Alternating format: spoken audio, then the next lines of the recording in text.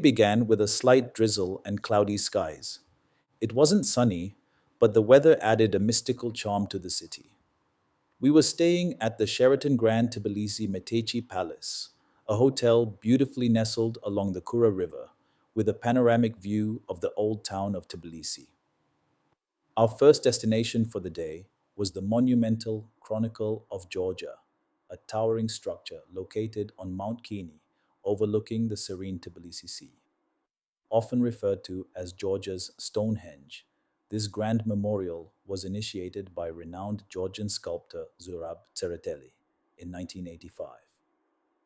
It consists of 16 massive pillars, some rising up to 35 meters high, intricately carved with depictions of Georgian kings, queens, national heroes, and biblical stories.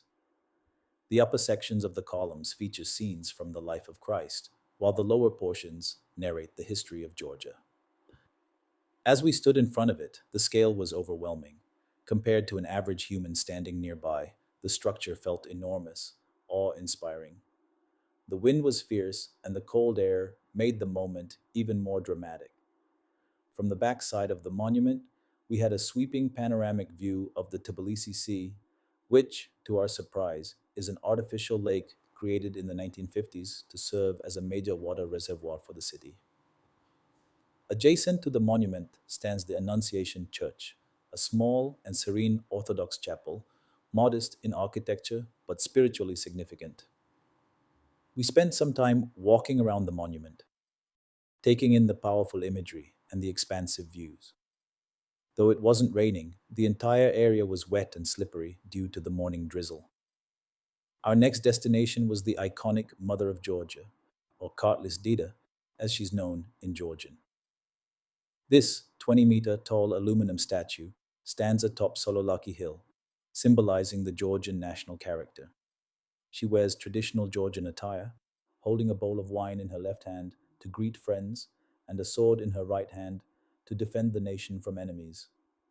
The symbolism is simple yet powerful: hospitality and strength in equal measure.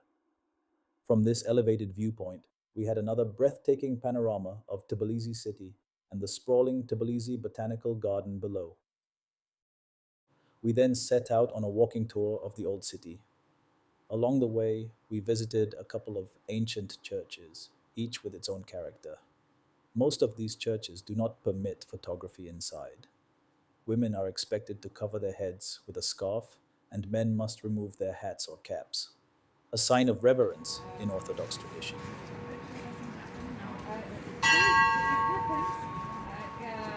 One of the delightful surprises was the Leaning Clock Tower, part of the Gabriadze Puppet Theater. Designed by famous Georgian puppeteer and artist Rezo Gabriadze, this whimsical, almost fairy tale like structure leans at an odd angle. Every hour, a little puppet show called The Circle of Life is displayed from a small upper window, a magical touch in the heart of the old city. The streets were alive with creativity. Local painters displayed their vibrant artworks along the sidewalks. Many were portraits, some abstract, others traditional, capturing the essence of Georgian culture. It was incredibly impressive. We passed by the Patriarchate of Georgia, the official residence and administrative headquarters of the Catholicos Patriarch, the spiritual leader of the Georgian Orthodox Church. Then came the much talked about Bridge of Peace. This stunning pedestrian bridge, designed by Italian architect Michel De Lucchi, is made of steel and glass with LED lighting that sparkles after sunset.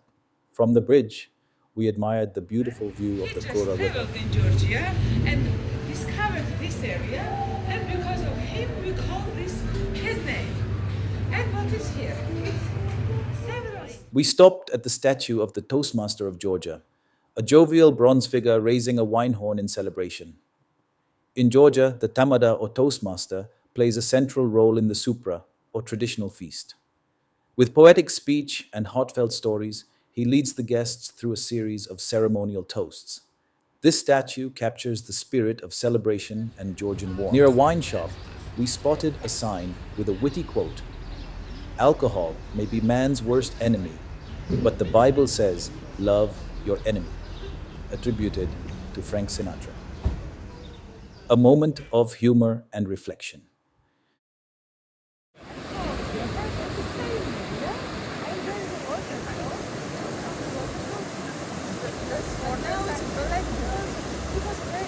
We then passed by the historic sulfur baths of Tbilisi, domed brick bathhouses located in the Abanotubani district. Tbilisi gets its name from the word Tbili, meaning warm, a nod to the area's natural sulfur hot springs. Though we didn't go inside, the warm steam and distinctive architecture gave us a feel of the rich wellness culture that has existed here for centuries.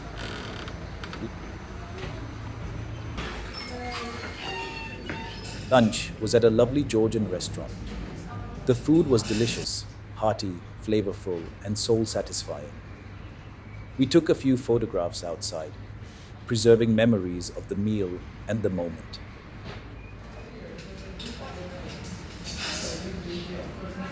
The menu and you choose. No. It's a cauliflower. Cauliflower. Yes. We can have one dish on this. He said this is very tasty. He recommends. Yeah. What is Napoleon?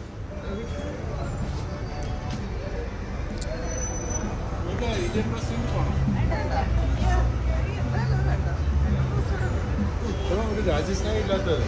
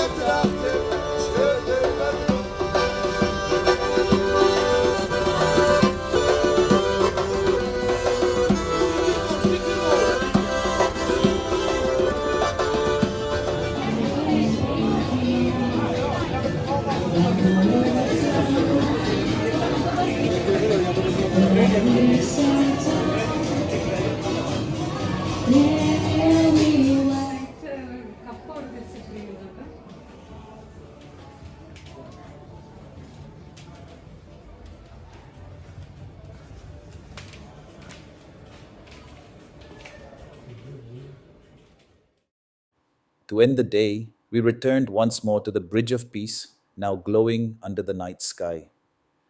The cool breeze, the sound of the river, and the glowing city lights made it a perfect close to a memorable day. We walked back to the hotel, hearts full of joy and minds imprinted with the charm of Tbilisi.